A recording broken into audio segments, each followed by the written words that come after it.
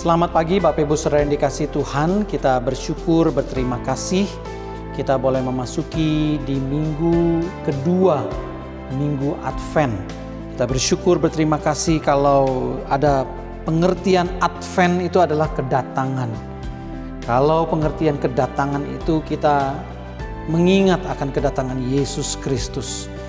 Dan di bulan Desember ini kita bersyukur karena di tengah-tengah masa-masa yang sulit, di tengah-tengah masalah kesehatan yang terlalu mengancam kehidupan kita, kita mempunyai satu pengharapan di dalam Kristus yang hadir di tengah-tengah kehidupan kita.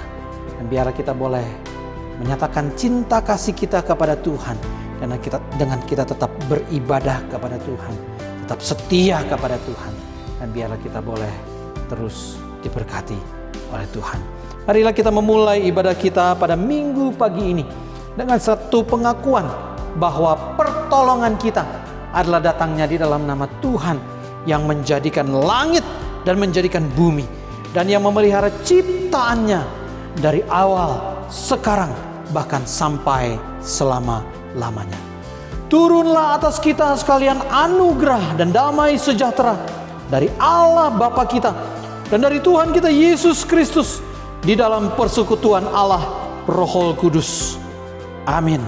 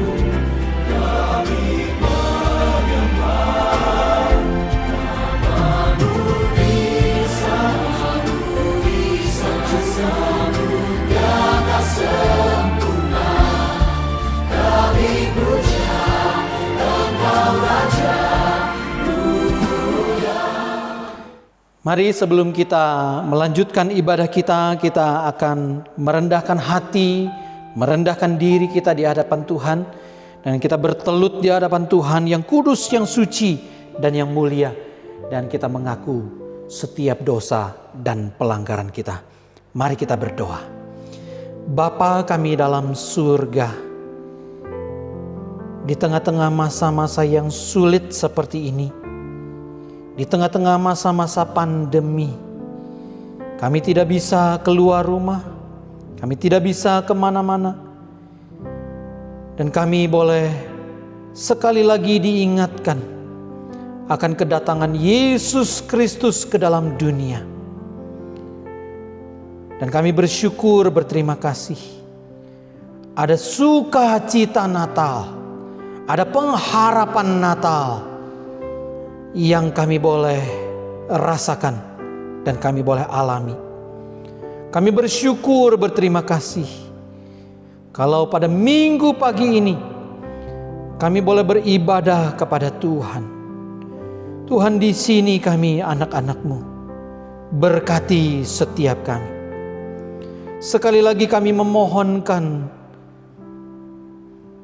kesediaan Tuhan untuk menyucikan kami, menguduskan kami, melayakkan kami.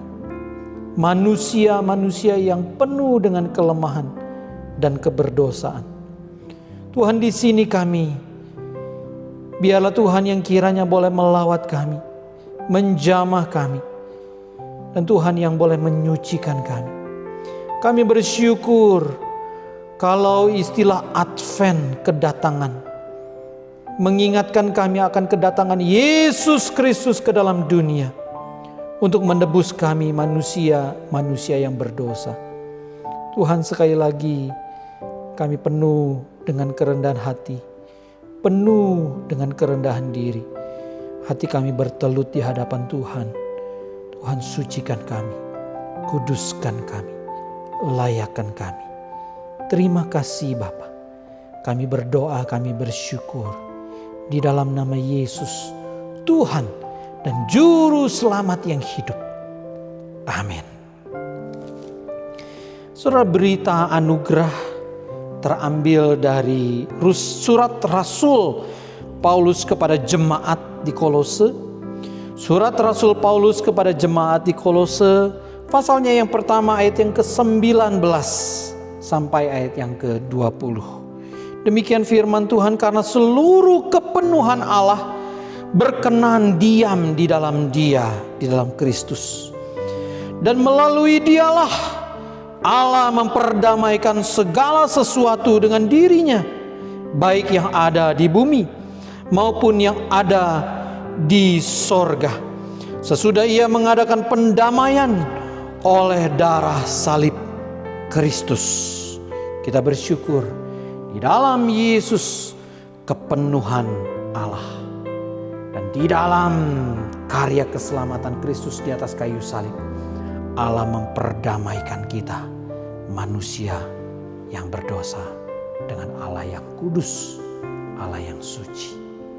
Amin.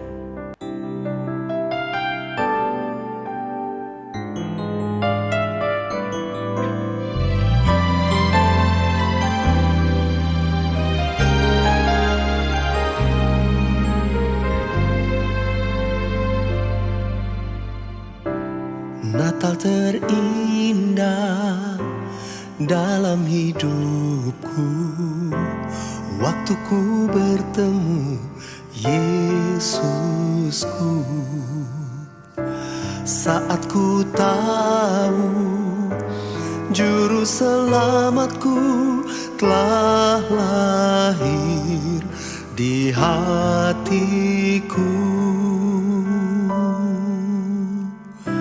Saat terindah dalam hidupku, waktu ku mengenal Yesusku. Kau penuhiku dengan kasih-Mu, bahagia di hatiku. Jiwaku pun memuliakan nama-Mu, segenap hatiku bersuka di dalam-Mu, dan mulutku kan memuji nama-Mu. Kau yang terindah bagiku.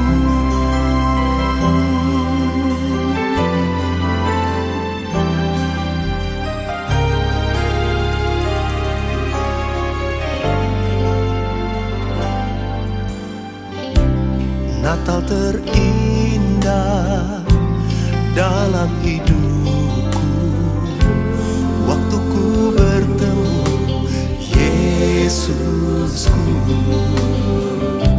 Saat ku tahu Juru Selamatku telah lahir di hatiku. Jiwaku pun memuliakan nama-Mu,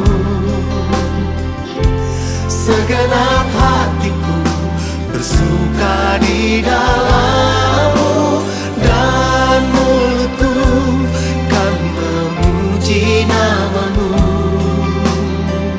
Kau yang terindah bagiku.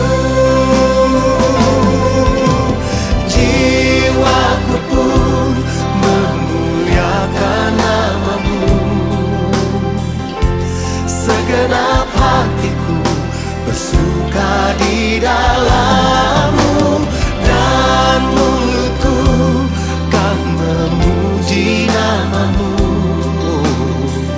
Kau yang terindah bagiku, hanya Kau Yesus.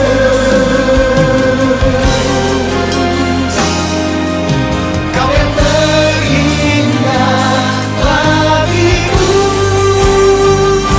oh Yesus. Jiwaku pun memuliakan nama-Mu, segenap hatiku bersuka di dalam-Mu, dan mulutku kan memuji nama-Mu. Kau yang terindah bagiku, jiwaku pun memuliakan nama-Mu, Yesus. Segenap hatiku bersuka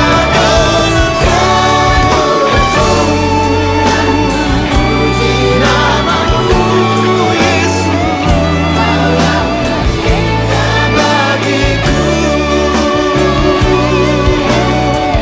Kau yang terindah bagiku, Kau yang terindah bagiku.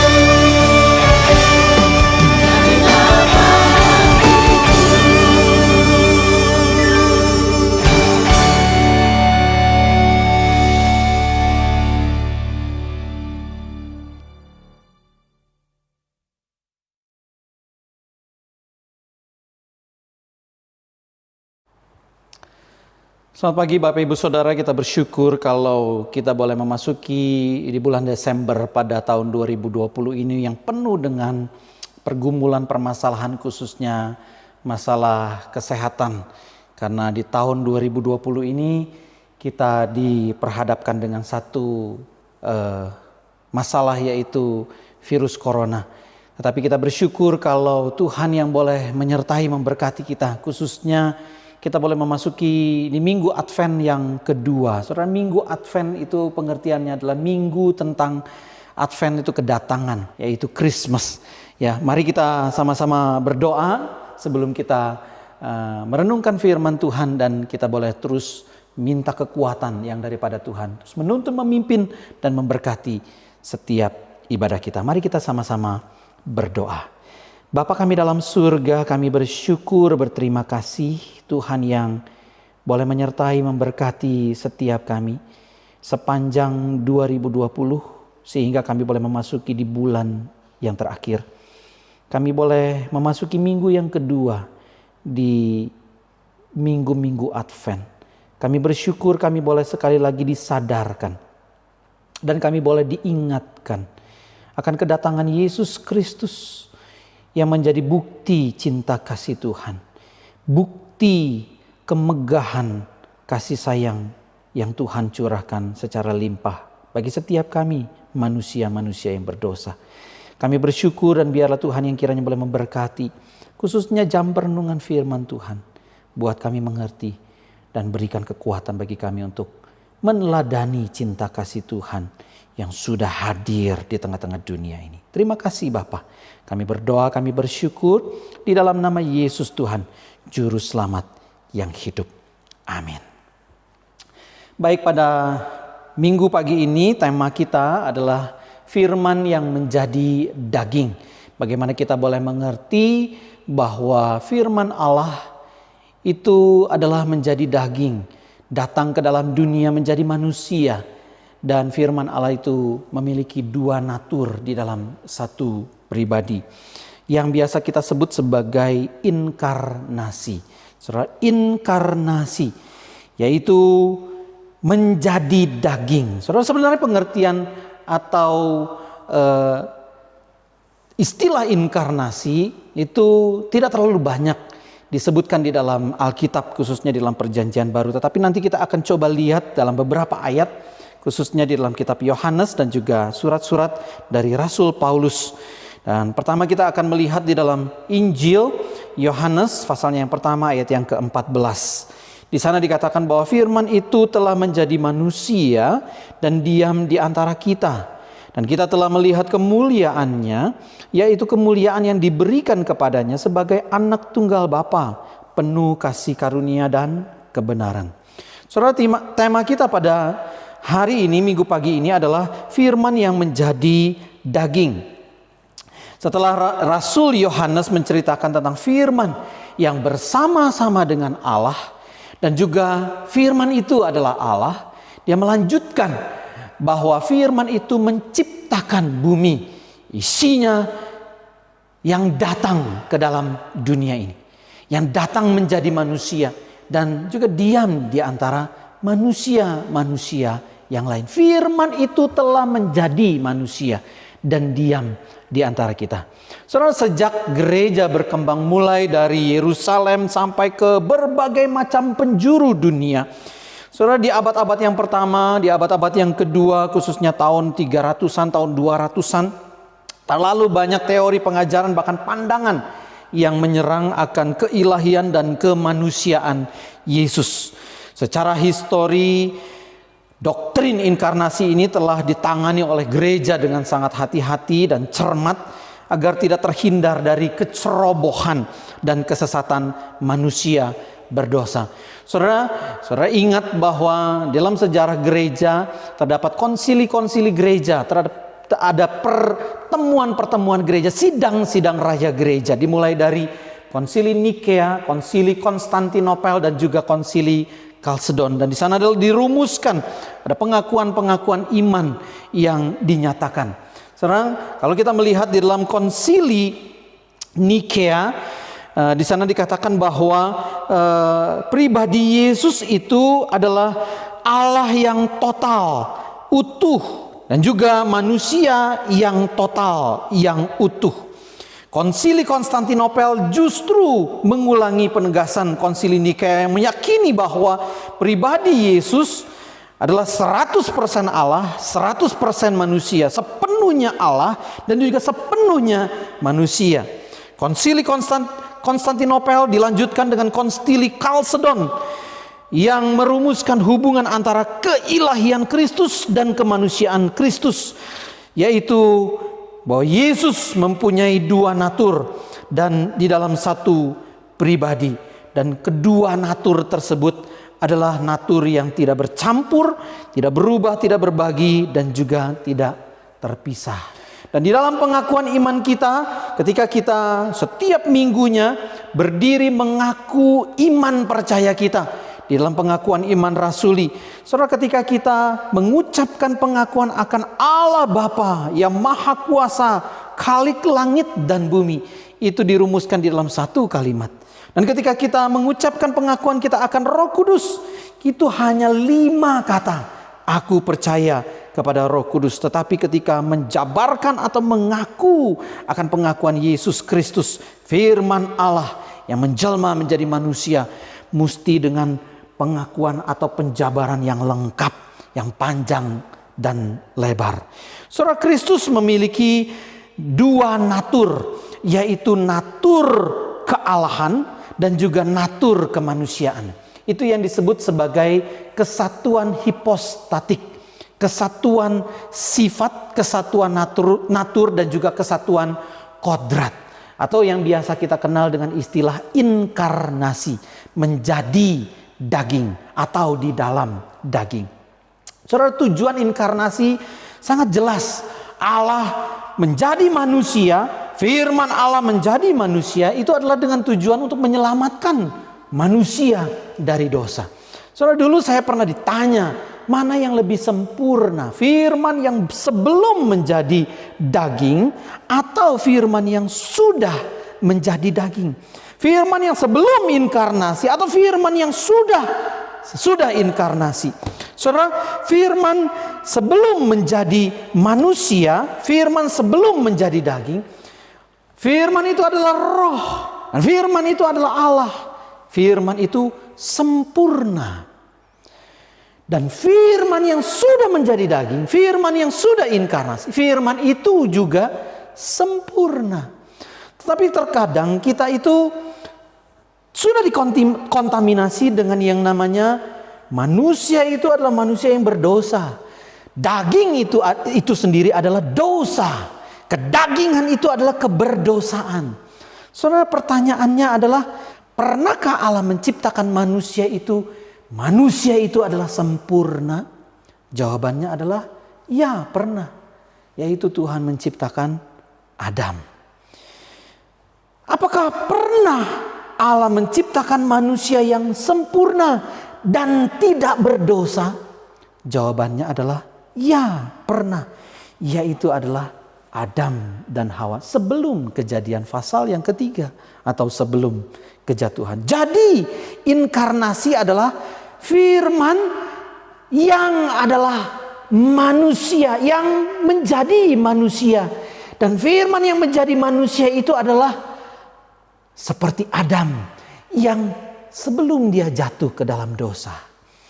Adam sebelum kejadian pasal yang ketiga. Itu sebabnya Yesus Kristus seringkali disebutkan sebagai Adam yang kedua.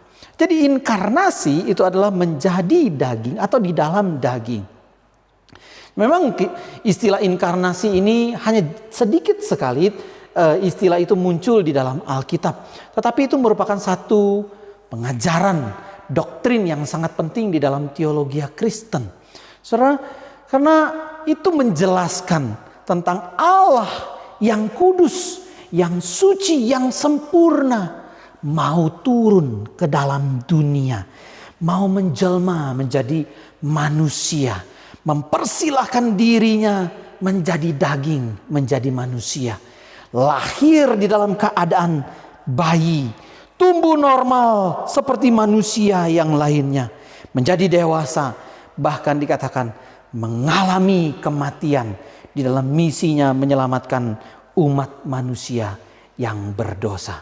Saudara, di dalam kitab Kejadian 3 ayat yang ke-15 dikatakan bahwa Allah mengadakan permusuhan antara engkau ular dan perempuan ini, antara keturunanmu dan keturunan perempuan. Keturunan perempuan akan meremukkan kepalamu dan engkau akan meremukkan tumitnya. Saudara, Kejadian 3 ayat 15 ini menjadi satu dasar penulisan tesis dari Rasul Paulus yang menuliskan di dalam surat Galatia 4 ayat yang keempat. Dikatakan bahwa tetapi setelah genap waktunya Allah mengutus anaknya yang lahir dari seorang perempuan dan takluk kepada hukum Taurat. Takluk bukan hanya kepada hukum Taurat tetapi juga natur manusiawi dan juga natur yang ada di dunia. Saudara, kata inkarnasi itu merupakan satu serapan dari bahasa Latin incarne atau dari istilah Yunani, bahasa Yunani ensarke, yang merupakan satu istilah asal mulanya itu dari origin Kristen, dan itu merupakan satu istilah teologis Katolik ritus Latin. Saudara, apa itu ritus? Itu adalah satu aliran ajaran. Saudara, istilah inkarnasi itu bukan dari bahasa Pali, bahasa India, atau yang biasa kita kenal atau familiar dengan istilah reinkarnasi. Reinkarnasi itu bukan Kristen, tapi inkarnasi itu adalah Kristen. Saudara, mari kita melihat beberapa surat dari Rasul Petrus dan juga Rasul Paulus. Saudara, di dalam 1 Petrus 3 ayat 18 dikatakan bahwa sebab juga Kristus telah mati sekali untuk dosa, segala dosa kita. Ia yang benar untuk orang-orang yang tidak benar, supaya ia membawa kita kepada Allah. Ia yang telah dibunuh dalam keadaannya sebagai manusia. 1 Petrus 4 ayat yang pertama dikatakan, jadi karena Kristus telah menderita penderitaan badani secara tubuh badan manusia daging. Yohanes 1 ayat 14 tadi sudah kita baca. Firman itu telah menjadi manusia dan diam. Saudara, istilah diam nanti kita sedikit akan pelajari, yaitu berkemah, bertabernakel, dan juga bersekinah. Dari Rasul Paulus dikatakan bahwa 1 Timotius 3 ayat 16. Dan sesungguhnya agunglah rahasia ibadah kita. Dia yang telah menyatakan dirinya di dalam rupa manusia, in sarke atau en sarke. Saudara, Yohanes memulai Injilnya dengan satu pernyataan, the word become flesh, yang menjelaskan bahwa Yesus Kristus adalah firman Allah yang menjadi manusia. Dan ditambah pengertian bahwa Allah itu hadir di tengah-tengah umatnya. Saudara, istilah Allah hadir, berdiam, berkemah, bertabernakel, bersekinah. Itu pengertiannya adalah sama seperti ketika orang Israel keluar dari tanah perbudakan Mesir selama 400 tahun. Lalu Allah berkemah di tengah-tengah orang Israel. Saudara, 400 tahun. Lebih tepatnya 430 tahun orang Israel diperbudak di tanah Mesir. Hampir mirip dengan 400 tahun sebelum Yesus lahir.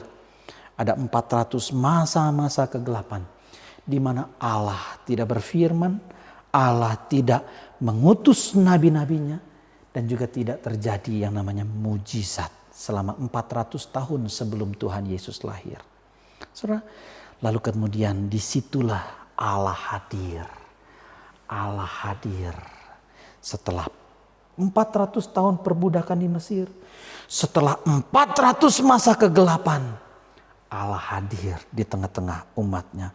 Itu sebabnya Yesus itu bisa disamakan dengan kehadiran Allah di dalam tabernakel, di dalam kemah, di dalam sekinah. Kemah suci gambarannya adalah altar. Dan Yesus Kristus anak domba Allah. Kemah suci menggambarkan ada bejana pembasuhan. Saudara, Yesus membersihkan. Di dalam kemah suci ada meja roti sajian. Dan Yesus adalah roti hidup. Di dalam kemah suci ada kandil emas. Dan Yesus adalah terang dunia. Di kemah suci ada mezbah bakaran. Saudara, Yesus adalah korban sebagai perantara antara Allah dan manusia yang sudah ditebus. Di dalam kemah suci ada tabut perjanjian. Saudara, Yesus adalah kehadiran Allah itu sendiri. Dan di kemah suci ada tutup pendamaian. Saudara, Yesus adalah lambang dan rekonsiliasi itu sendiri. Pendamaian itu sendiri. Itu sebabnya Yesus seringkali atau biasa kita kenal dengan istilah Immanuel, Allah beserta dengan kita. Yesus adalah Allah dan Yesus adalah manusia.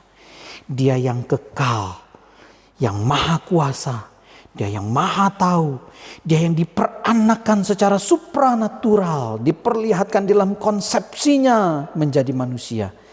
Tetapi juga dia adalah manusia Kristus, memiliki awal mula, mengambil substansi Maria, natur kemanusiaannya, lalu kemudian dia tunduk kepada keterbatasan-keterbatasan dan tunduk kepada kejadian dalam eksistensi manusia. Seperti misalnya dia tumbuh, dia bisa merasakan lapar, dia bisa merasakan kesedihan, sakit, bahkan keterbatasan-keterbatasan secara manusia.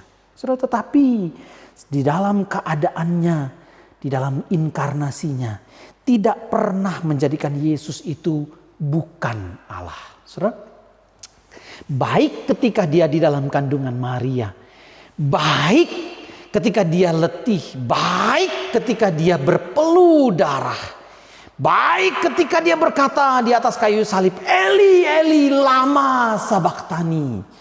Allahku, Allahku, mengapa engkau meninggalkan aku? Yang sering disalah tafsirkan bahwa roh Allah itu meninggalkan Yesus, meninggalkannya supaya dia bisa mati. Saudara, tafsiran itu salah. Tetapi Yesus tetap Allah. Dia adalah Allah. Bahkan ketika dia menjadi manusia, dia tetap Allah.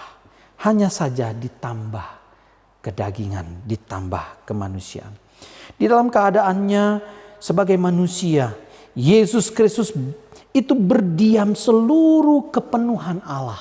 Saudara, Rasul Paulus dalam suratnya kepada jemaat di Kolose, sebab dalam dialah berdiam secara jasmani, secara manusia, secara daging, seluruh kepenuhan kealahan. Kolose 1 ayat 19. Karena seluruh kepenuhan Allah berkenan diam di dalam Dia. Saudara, ada satu analogi yang mungkin dulu kita pernah dengar, ya. Ketika ada satu kali mungkin kekaisaran China, seorang kaisar China yang menyamar menjadi seorang rakyat yang biasa. Kaisar itu keluar dari istananya, dia turun dari singgasananya bersama dengan pengawal-pengawalnya. Lalu kemudian mereka semua itu berpakaian rakyat jelata, rakyat biasa. Dan sang kaisar ini keluar dari istananya, dia mau melihat keadaan yang sebenarnya terjadi di dalam kerajaannya. Lalu kemudian orang-orang lain itu nggak tahu yang mana kaisar dan juga yang mana pengawalnya. Karena semuanya itu berbaju seperti rakyat biasa. Lalu kemudian dia keluar dari istananya dan tetap ya saudara, kaisar ya kaisar, hanya berbaju rakyat biasa. Lalu kemudian di dalam satu warung mereka memesan makanan dan memesan minuman. Dan biasanya di situ ada yang namanya Chinese tea. Lalu kemudian ketika ada salah satu dari pengawalnya itu mau menambah teh. Dan kemudian sementara teko dari tehnya itu lebih dekat kepada si kaisar. Saudara, kaisar ini seharusnya tidak melayani, seharusnya tidak menuangkan, mengangkat tekonya lalu kemudian menuangkan air teh itu kepada sang pengawal. Tetapi dia lakukan itu untuk sang pengawal. Ketika dia angkat tekonya dan dia tuangkan tehnya itu ke cangkir si pengawal. Saudara, si pengawal itu mengetuk-ngetuk mejanya sebagai satu tanda terima kasih. Saudara, dan kebiasaan itu dilakukan oleh mungkin sebagian dari kita sampai sekarang. Ketika ada orang yang melayani, kita mengetuk-ngetuk jari kita sebagai tanda terima kasih. Saudara, kaisar itu tidak perlu menggunakan baju rakyat biasa. Kaisar itu tidak perlu keluar. Kaisar itu tidak perlu melayani sang pengawal. Tetapi dia dengan sangat rendah hati, dia mau melakukan itu. Karena apa? Dia mau melihat kerajaannya dengan kacamata rakyat biasa. Saudara, gambaran itu memang tidak sempurna. Mau mencocokkan seperti Yesus Kristus yang adalah firman Allah menjelma menjadi manusia. Memang gak cocok, tetapi itu seperti gambaran. Saudara? Nah, pertanyaannya adalah bagaimana hal itu mungkin terjadi? Saudara, yang pertama itu terjadi karena supranatural. Sebab bagi Allah tidak ada yang mustahil. Yang kedua, bagaimana hal itu mungkin terjadi? Itu merupakan satu keajaiban. Saudara, dalam Yesaya 9 ayat yang kelima, ayat yang keenam. Seorang Immanuel yang disebutkan orang, dipanggil oleh orang. Di situ dikatakan penasehat dan juga ajaib. Saudara, namanya akan disebutkan orang, penasehat dan ajaib. Saudara, terjemahan kita bahasa Indonesia penasehat ajaib. Yang sebenarnya istilah penasehat dan ajaib itu dipisahkan. Penasehat sendiri, ajaib sendiri. Saudara, namanya akan disebutkan orang ajaib. Itu sebabnya dia menjadi manusia. Itu merupakan satu keajaiban. Saudara, bagaimana hal itu mungkin terjadi? Saudara, itu terjadi karena keinginan Allah. Roh Kudus akan menaungi engkau dan kuasa Allah yang maha tinggi akan menaungi engkau. Saudara, pertanyaannya adalah mengapa Yesus harus ilahi dan manusiawi? Saudara, dalam 1 Timotius 2 ayat yang ke-5 sampai yang ke-6. Rasul Paulus mengatakan bahwa karena Allah itu Esa dan Esa pula Dia yang menjadi perantara antara Allah dan manusia, yaitu manusia Kristus Yesus. Saudara, manusia Yesus Kristus telah menyerahkan dirinya menjadi tebusan bagi semua manusia, dan itu kesaksian pada waktu yang ditentukan. Saudara, seorang Anselmus mengatakan bahwa Allah menjadi manusia di dalam Kristus karena Dia manusia Allah, atau Allah manusia. Itu hanya Dia yang dapat menggenapkan keselamatan itu. Saudara, Kristus itu harus Allah. Kristus itu adalah Tuhan yang menyelamatkan. Arti nama Yesus itu adalah Tuhan yang menyelamatkan. Itu adalah inisiatif dari Allah sendiri. Manusia telah berbuat dosa. Manusia telah berdosa dan berdosa terhadap Allah. Dan bagaimana manusia bisa menebus keberdosaannya? Standarnya itu adalah Allah itu sendiri. Yesus Kristus harus manusia. Saudara, karena manusia yang diselamatkan. Makanya korban itu disebut sebagai korban substitusi. Saudara, perjanjian lama mengatakan bahwa nyawa ganti nyawa, mata ganti mata, gigi ganti gigi, tangan ganti tangan, kaki ganti kaki.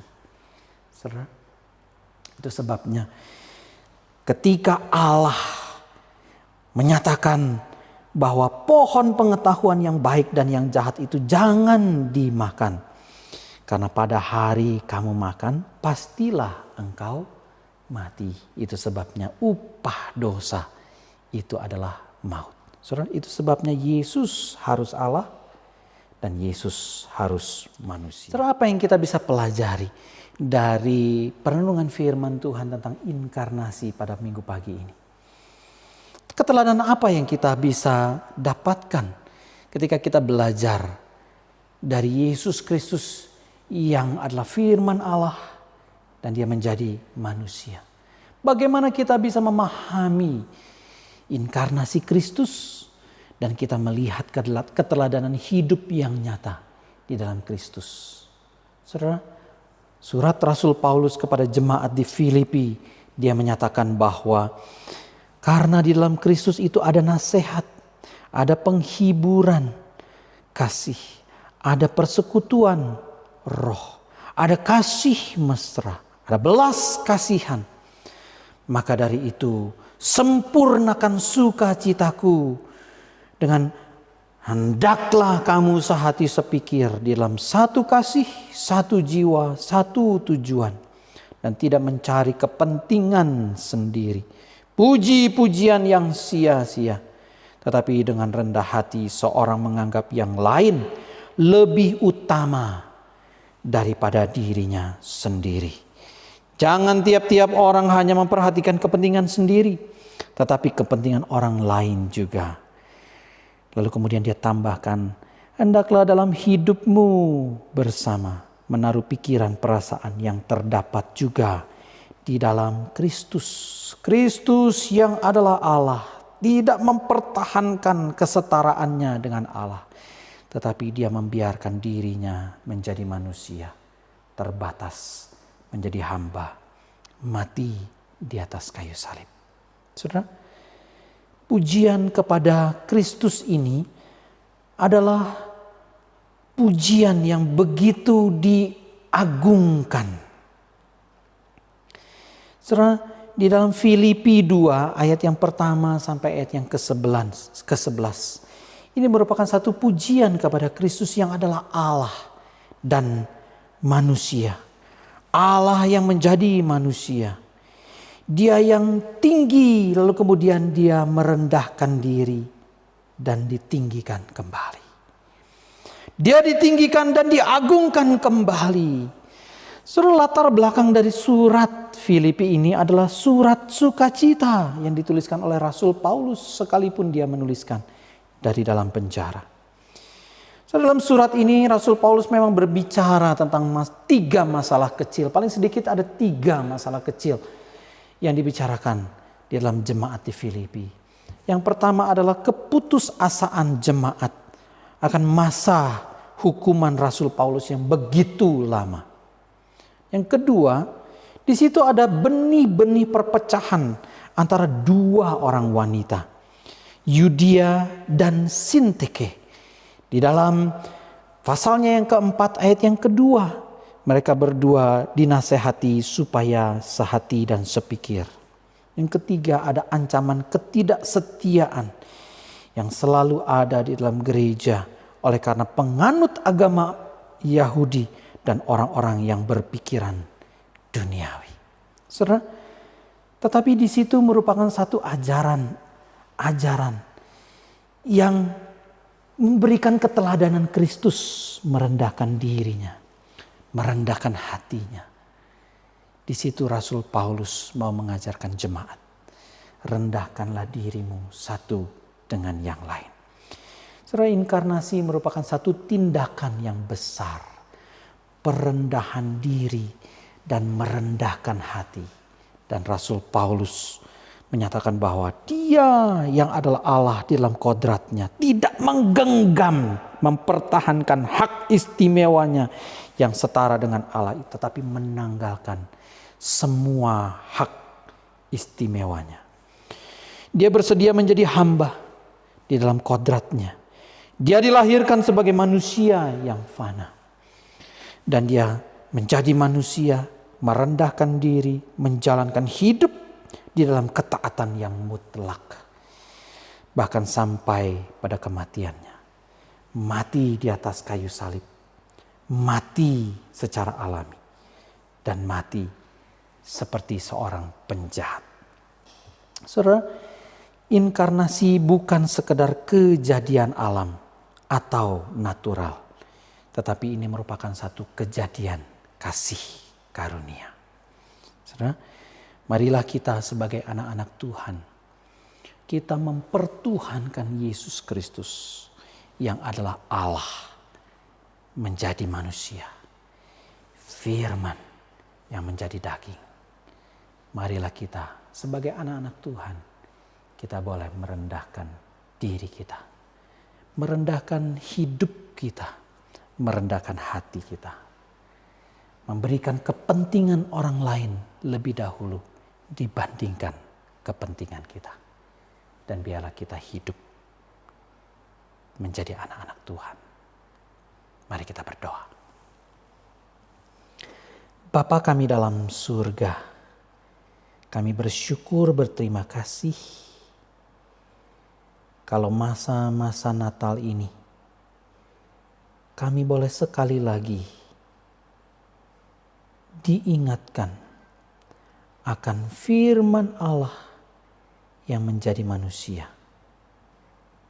Firman Allah yang menjadi daging. Sebagai wujud nyata kerendahan hati Allah yang luar biasa. Bapa, di sini kami anak-anak-Mu. Tuhan, kami mohon, ajari kami supaya kami boleh merendahkan diri kami satu dengan yang lain. Kami boleh mementingkan kepentingan orang lain dibandingkan kepentingan kami sendiri. Tuhan, bantu kami. Tuhan, tolong kami. Ajar kami sekali lagi. Sehingga kami boleh mengasihi sama seperti Tuhan mengasihi setiap kami. Rela berkorban bagi kami. Dan biarlah kami juga rela berkorban bagi banyak orang. Terima kasih Bapa. Di sini kami anak-anak-Mu. Tuhan berkati setiap kami. Di dalam nama Yesus, Tuhan Juru Selamat yang hidup, kami berdoa. Amin. Marilah kita bangkit berdiri bersama dengan gereja dari segala abad dan segala tempat. Kita mengaku pengakuan iman kita berdasarkan pengakuan iman rasuli yang berbunyi demikian. Aku percaya kepada Allah, Bapa yang Maha Kuasa, Khalik langit dan bumi, dan kepada Yesus Kristus, Anak-Nya yang tunggal, Tuhan kita, yang dikandung dari Roh Kudus, lahir dari anak darah Maria, yang menderita sengsara di bawah pemerintahan Pontius Pilatus, disalibkan, mati dan dikuburkan, turun ke dalam kerajaan maut. Pada hari yang ketiga bangkit pula dari antara orang mati, naik ke surga, duduk di sebelah kanan Allah, Bapa yang Maha Kuasa, dan dari sana Ia akan datang untuk menghakimi orang yang hidup dan yang mati. Aku percaya kepada Roh Kudus, gereja yang kudus dan am, persekutuan orang kudus, pengampunan dosa, kebangkitan tubuh, dan hidup yang kekal. Amin.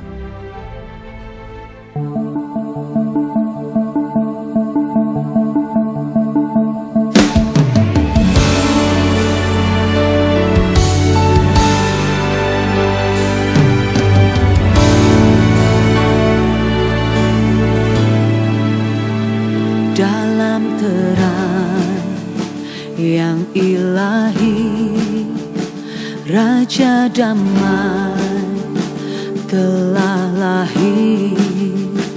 Genap rencananya di dalam dunia. Putra Tunggal Maha Kudus, satu-satunya penebus, datang ke dunia sebagai jawaban.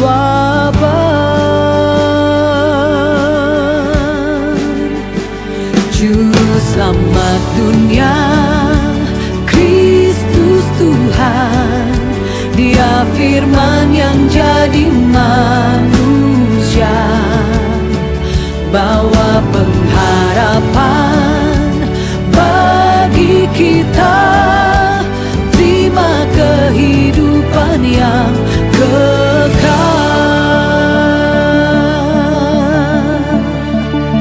Al-Masih yang Maha Mulia, penuh kuasa sempurna, sungguh layak terima segala pujian.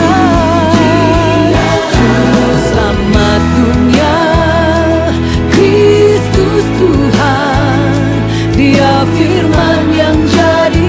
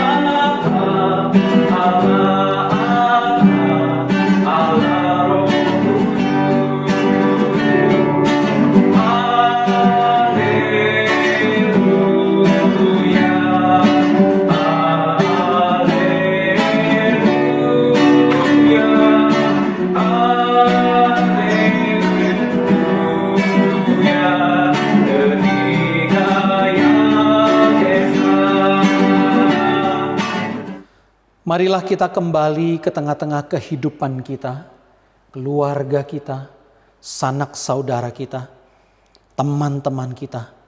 Dan biarlah kita boleh meneladani teladan inkarnasi yang sudah Yesus Kristus nyatakan 2000 tahun yang lalu. Dengan kita boleh saling merendahkan diri satu dengan yang lain. Dengan kita boleh mementingkan kepentingan orang lain lebih dahulu daripada kepentingan kita. Dan biarlah hidup kita diberkati oleh Tuhan. Tuhan memberkati engkau dan melindungi engkau. Tuhan menyinari engkau dengan wajah-Nya dan memberikan engkau kasih karunia. Tuhan menghadapkan wajah-Nya kepadamu dan memberikan engkau damai sejahtera. Amin.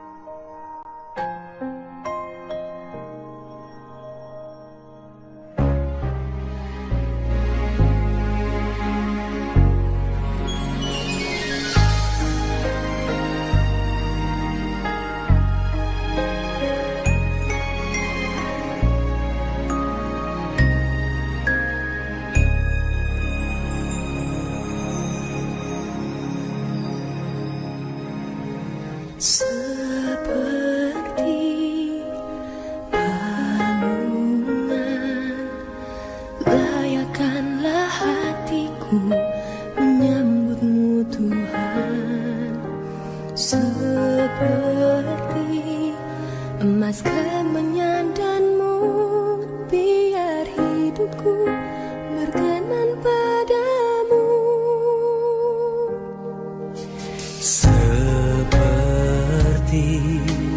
Palungan, layakkanlah hatiku menyambutmu Tuhan. Seperti emas kemenyan dan mur, biar hidupku berkenan padamu. Sebab mata tak akan berarti tanpa kasih-Mu. Kasih-Mu lahir di hatiku, hanya hanya bersamamu, Yesusku, rasakan selalu. Indahnya Natal di hatiku.